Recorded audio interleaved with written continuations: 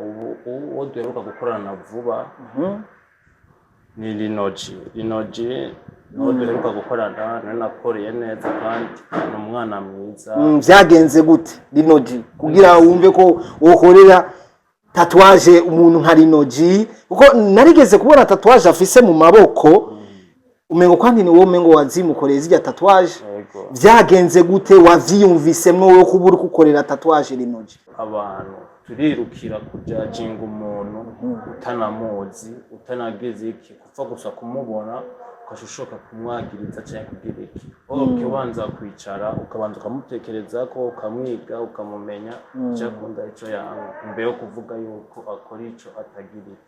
Hari igihe nk'abakiriya b'abakobwa akaza kugira je nkeneye ko untera tatu y'ahantu ntashimye kuvuga kuri wewe wamucyo vyakira gute uri ready kumutera tatu ahantu ari ho hose abashaka? Kuba ready ndi ready kuko ahantu hose abakeneye. Sanze nkora professionnel ni gukora akazi kimenya bwuga apana gukora akazi nk'umuntu yiga akazi. Yego gukora akazi kinyamwuga ugakora ikintu kurimo icyo ushaka kuba icyo ushaka gushikako. Ubu ko watanguye kuzura tatua abasani nuwe muririmvyi wama wifuza mu ndoto zawe ubwa jewe ndifuza nk'umunsi nzobora ndiko ndatatua umustar runaka no vyishimira cyane. Ndoto yanje niyo gukorera like Sakbi Big Fizzo Natasha we guhura aho twamaze guhura. Hello my people, mumeze neza nizere ko mumeze neza ku mpande zose z'isi. As you know, my name is Alvin Gucci aka Janjalao Sharpshooter, the morning star all the way from Burundi Bujumbura, like nobody can do that. So today right now behind camera Kagaga OG original. Uyu munsi ngo bimeze gute? Turacari muri cyagisagara cyiza cyacu cyiza cya Bujumbura. Iyi ni Yaga Tech TV itahengeshanya kuba exclusive ku mwanya nk'abadasinzira kirazira tuba turi ku mwanya. Today rero ngo bimeze gute? Ndi muri centre ville. Wikinzanye muri centre ville ngo ni giki? Nje kurondera umwe mu basore bafise ingabirano zidasanzwe. Iyo ngabirano nayo ni ingabirano imeze gute? Turafise abastar batandukanye, turafise abantu batandukanye bakunda tatua ama tatouage bakabatabagura ku mibiri, ku mabuno, ku maguru. Nka Alvin Gucci mbandi ku mwanya kugira ndabahe amakuru ndanamubereke uyo musore asanzwe akora uwo mwuga atubwire na vyinshi vyinyegeje tutari tuzi. Ndi kumwe na Kagaga OG tuba turi ku mwanya kugira tubahe updates nyinshi zitandukanye. Mwama mubona abasani babatabaguye amatatuaje bituganye none umuntu abibakorera urya muramuzi tuba turi ku mwanya. OG oyo kaka bikwaye papa freshi mambo poa uko safi ahantu hanyu kumengo nyene hari clean ukuntu muga haboro birasukumengo aragendegwa n'abadada benshi sana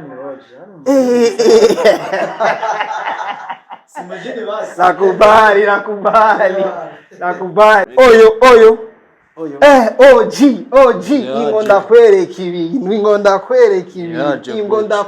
ibintu. Welcome to my professional game.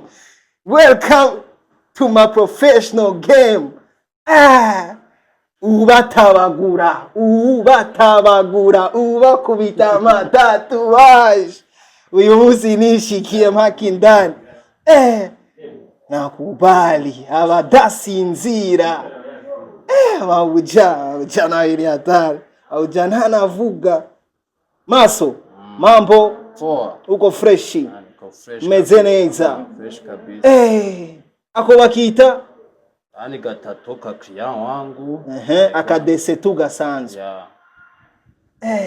Mama Vipi sasa Eba poa papa freshi. Samyaka. Eba je uyu munsi je nashime uvuge bana reka jewe nze ndagukuremwo urusaku. Rwinshi rutandukanye. Kuko abasani baguma bitatu abasani ugumu bakubitamye ibintu. Ni benshi sana. Fresh. Shara no munsi nanje ngendo kabisa untabaguye. Juza kuntabagura hehe none. Itako. Izo si hose. Safi. OG Kagaga amaboro. Cyane kusaidie. Yes bakunzi ba Yaga Tech TV. Twarababwiye yuko turi ku mwanya kugira tubaye exclusive nyinshi zitandukanye aho atanahamye mu kwigera muronka exclusive nkizi atari kuri Yaga Tech TV. Uyu munsi ni umunsi udasanzwe. Turi kumwe n'umusore twovuga ko uyu mwuga ashobora kuba yaramaze kuwufata nk'akazi kuko abantu benshi baza batumbera wiwe. Ninde dukeneye kumumenya? Turaguha ikaze bro. Merci. Muri Yaga Tech TV. Ku mazina y'abavyeyi abanitwa Gatore Guy Frank. Ku mazina y'akazi canke bamwe bamenyereye ko ni Masomeza 3. Nibyo. Masomeza 3. Masomeza yavuye Masomeza. Amasomeza. Twenga kwanza barabe hose. Yavuye Masomeza nibijya tsina mwabuko murakora muri quartier mukira abana akari kwita bigahita rifata ko rero ukura nagenda developer naka kazi nkora sandukarira cyane cyangwa reka ndagiye nuko byagenze. Okay, ariko imbere ya vyose ntarinjira mu kiganiro indani kugira tumenye byinshi bijanye na wewe bijanye n'akazi usanzwe ukora. Imbere yo gutangura gukora kano kazi tugusanzwe uri kurakora, ni bihe bindi bintu wahora usanzwe ukora kera imbere yo gutangura kano kazi ko gutabagura abantu? Oya nakindi kintu nari nsanzwe nkora atari gucapa bisanzwe. Nabyinjiyemo ndabibonye ku mugenzi wanje ndabikunda tuna kintu gisanzwe nahora nkora cyane iki. Nabyinjiyemo uko nyene kuko nabikunze tugateka ngende kugerageza namenya kubimenya nzohita niransa muri ako kazi ndabikora. Byagenze. Ufise uburambe bw'imyaka ingahe ukora bino bintu? 14 pepe. Ukora kano kazi? 14. Kumengo kera jenze umengo bakoresha ibintu urushinge ukuntu uko bimeze iterambere duha umuco ngene bimeze. Kera twakoresha urushinge bakubahera akakanyuzi bakaja bakoza muri anke bakagenda bagutera biraduga dukora ubumashini bwo kwikorana budafashe nabwo nyene dutera bwa modification ko nabivuga. Ariko ku myaka yateyiza ubuhinga buraza abantu baraza twaratumye kandi makomande y'amamashini agezweho meza ushika rero ubu dukoresha amamashini yo ku rwego rwo hejuru bijya tubona hanze nivyo twazanye kuko twari experience turayidevelopa mu nyuma nira dukora. Muri famille iwanyu bavyakira gute kano kazi usanzwe ukora? Donc inango iba igoye kuko abavyeyi cyane n'abantu bataba muri ico kintu bwiyemo cyane batakibona ngo ko byatera biza bigenda baragiye kubona yuko ari akazi mu kandi kuko ikintu cyose nifuza ikintu cyose shaka canke umuryango we wanje canke wifuza nje ndagikora kandi kikava muri ya talent yanje ya donkora. Donc kubitahura babitahuye kuko yamaze kubona yuko ari akazi mu bundi gashobora kubeshaho umuntu bivaye no kunabwiye agakora. Wewe twovuga yuko tayari waramaze kugafata nk'akazi? Yego cyane. Kakwinjiriza neza cyane. Ariko muri societe mu bandi bantu usanzwe ubana nabo basanzwe bakuzi bavyakira gute? urumva kumengo ko kazi kiwanyu kera bavuga yuko ngo ivyo ngo hari amajambo menshi bakunda kuvuga ubwako kazi kiwanyu musanzwe mukora ngo ivyo bikora bavoyu ivyo bikora abantu usanga ngo nabasuma muri usanga ngo bagenda ngo bakitabagura ngo bakabatabagura bakabashira ko amatatuwaje bahumuca abantu basanzwe batazi kabisa. umuco notanga cyane navuga uko ibyo bibaza atari ko biri ariko biri kubera comportement y'uwundi cyangwa y'undi siko kimeze tatu ko noyisigura tatu nka symbole ikintu umuntu agenda gushirako camubaye ko souvenir cyangwa ikintu c'inkoramutima cabaye mu buzima c'uwo umuntu agiye gukora. Rero tubayemo na monde turimo cyangwa iki abantu dufita ivyumviro bitabaho n'imyumvirire bivanye mu buzima cyangwa mu bintu ko abantu baba bamenyereye n'ahandi tatu ni kindi kintu gisanzwe ko mu bindi bihugu tugenda tubibona ari nka symbole isymboliza ikintu kiba cabaye kubwo buzima bw'umuntu ashaka kwestima cyangwa kwibuka cyangwa kwiyumvira. N'ahandi abantu dufise imitero n'ibindi vyiyumviro tugenda gufata atari uko biri atari uko binameze. N'ahandi tatu ni ikintu gisanzwe n'ibindi uno bisigura ku bantu bagutumbera kugira ubatere tatuwaje muri wewe uri gukora ako kazi ubu uko wiyumva gute uko bakorera uko urabatabagura? Jemba niyumva ko n'ibintu bisanzwe kurya kundi muntu yobisigura kandi ibintu like arakazi canke ikintu nyene kuvuga ati nakano wabwirira umuntu bisanzwe surtout ku bakobwa none uvuga yuko nk'abasheri babo canke kirashobora kwiyumvira ibintu bitari byo canke just abarakazi ibindi byo na bindi bintu umuntu abarondera canke kuryamana n'umuntu canke novuga ko ari ububeshi canke tagira aho bifata ako nyene niko burya n'abantu bakeneye kumva. Hari igihe uronka abakiriya b'abakobwa akaza kubwira je nkeneye ko untera tatu y'ahantu ntashimye kuvuga, kuri wewe wamucyo vyakira gute? Uri ready kumutera tatu ahantu ariho hose abashaka? kuba ready ndi ready kuko ahantu hose abakeneye. Sanze nkora professionnel ni gukora akazi kimenya bwuga apana gukora akazi nk'umuntu yiga akazi. Yego ni gukora akazi kinyamwuga ugakora ikintu kurimo icyo ushaka kuba icyo ushaka gushikako.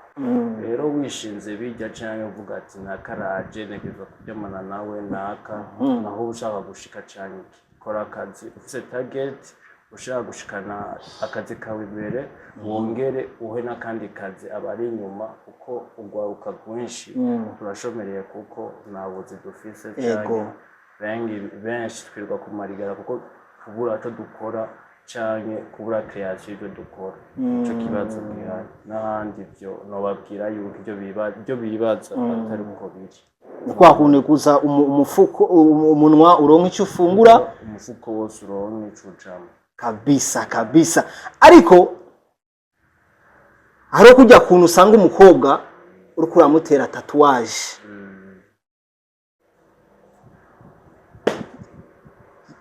yo ku kuguru canke ku kibuno, baravyihanganira bagatekereza ukabatera tatuwaje kugeza aho urangiza atakibazo na kimwe kihabaye. No si bose bamwe baravyihanganira. Intamba bimaze guhura nazo muri kano kazi kiwaho niziye inamba ni nyinshi. Yego icambere kubura ibikoresho dukoresha kuko bidukoresha byose biva mu mahanga kubituma koko amadolari yaraduze turayabura. Yariyo namba ya mbere. Inamba ya kabiri niko no vunira urugo abavyeyi yuko iyo babonye umwana wabo ariko arakura bakabona afise impano yariyo yose yuko batwoca bayugara ahubwo bomuzibira kuja mu nzira mbi akaja mu nzira nziza ejo zoshikana imbere agira umuryango yongeraho akazi abandi bagwaruka bajana nabo. Indi namba ya gatatu niyo bavuze kudatahura ibintu kimwe ko biri niyo nambamyi dukunda guhura nayo n'ahandi ibindi byose ni sawa. Biramaze gushika umuntu akaguhanura akubwira ko akazi ni kabi hebana nako rondera ibindi bintu ukora ako kazi simbona ahantu kazogushikana? Abo ni bo benshi cyane ariko jewe bose no baha umwanya kuko ikintu deja nabisubiyemo kingaburira kikanyambika nkaronka n'ibyo abandi bashikayirwa nogeba gute navuga ati yuko nokeka gute nkaza gukora iki kuko nivyo nize sivyo nagiye gukora nagiye gukora ibyo nakeye kurya umujama wo gwaruka aduhamagarira gukura son excellence mu muzu icyo umwe wese ashoboye akacerekana hanyuma turonse abadushigikira canke abadufata mu mugongo akazi kakabandanya nuko ndabibona. Usanzwe uri mu rukundo? Jewe oya umuseribateri. uri single yego. Maso twavuga yuko hari abasani hari abastar bafise amatatuwaje kandi benshi muri abo bastar bashobora kuba batumbereye iwawe kugira urabe ico wobafasha. Muri abo bastar dukeneye kumenya ninde nande ushobora kuba wara koreye tatuwaje? So ni benshi twakuranye kera ubu duheruka gukorana vuba ni Linoji no duheruka gukorana nakoreye neza kandi ni umwana mwiza. Vyagenze gute Linoji kugira wumve ko wokorera tatuwaje umuntu nka Linoji? Kuko narigeze kubona tatuwaje afise mu maboko umengo kandi ni wowe umengo wazimukoreye zirya tatuwaje. Vyagenze gute wavyiyumvisemwo wo kubura kukorera tatuwaje Linoji? Ko vyatanguye yarangiriye DM kuri Instagram nambwira yuko ankeneye arakaza ashaka kumpa turahana gahunda ndibuka hari dimanche mitange nda mu rugo iwe then aranyereka ashaka dukora uku ndabwira ati sawa turatangura akazi ndamukorera dukorana akazi ka mbere ndagenda arabona akazi namukoreye ni keza arasubira aramamagara dukorana akandi kazi ndanamutobora amatwi ku zuru byose nje nabubwiriye. Yego kandi sama umuntu yandishe neza kandi n'umwana mwiza niyekoroka. Wewe kuri wowe wavyakiriye gute? Je navyakiriye nk'ibisanzwe kuko ibyo gutimba canke kugira iki nivyo umuntu yiyumvira canke iki nandi tatu igenewe kugira umuntu ari clean atacu yafashe ho inzoga canke ngo droge canke agira iki tatu igenewe uba uri clean ubwenge buri hamwe n'ivyumviro biri hamwe komsa ubashe gukora akazi ata droge nimwe urumva uba wafashe nukora akazi neza utekaniwe ata mpamvu nimwe kuvuga ati woba stress canke ukumva ko uza kubabara nuko nobisigura. Maso meza usaba iki? Nsaba iki? Cyo nosaba leta yuko yodushigikira abantu dufise impano.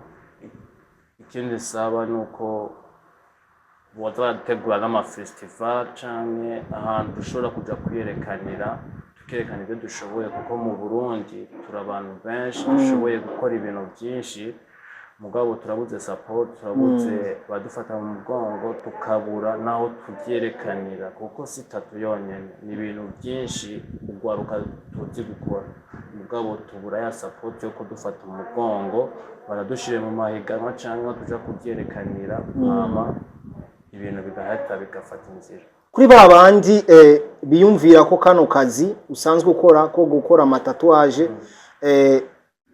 arakazi kabanwara umugi cyangwa arakazi k'abantu baba bafata ibindi bintu juste arakazi kabi wo babwira iki? Cyo babwira ivyo ni byabo kwiyumviye kuko umuntu afata ikintu kukibona uko acumba cyangwa akibona ariko ugiye kuraba ubuzima bwo umuntu abukora cyangwa iki ugaca usanga ibyo uvuga siko biri siko binatera.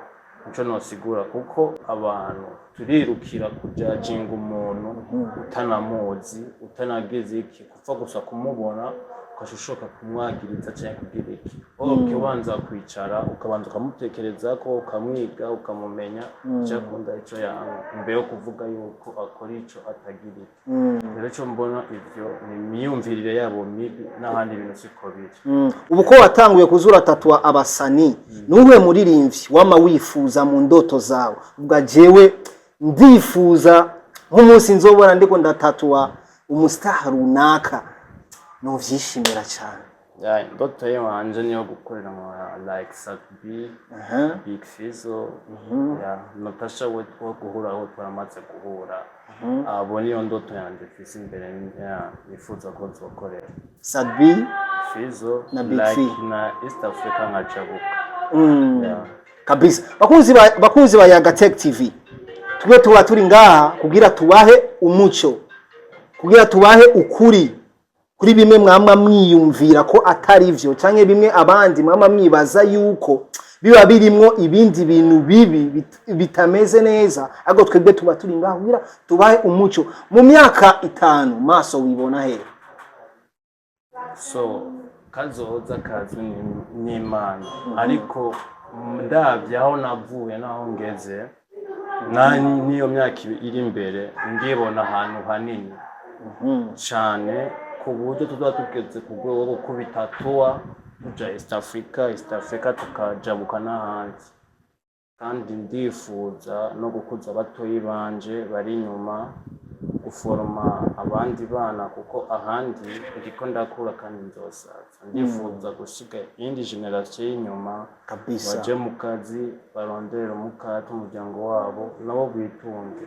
mu buzima bubandanye akamo kubabitinya no babwira ati barahawe karibu ibyo bibaza cyangwa ko babyibaza ko biri boza bakabyibonera kuko inkuru mbayiranirwa niyo wibonera kabisa ukorera amajahe kugira abagukeneye so abankeneye nkorera muri ville hagati ibarabara ni kuri Biko House Avenue de la Grèce batemwe inomero numero yanje WhatsApp ni 69 944 280 appel simple 66 760 992 abakiriya ukeneye cyane n'abakobwa canke abahungu anything ari wese mu gihugu gukorera abakobwa cyangwa abahungu abo wishimira cyane n'abaye no sinavuga abakobwa cyane kibaca bavuga ndishimye bose ari wese arahaye ikaze mwanda 18 gusa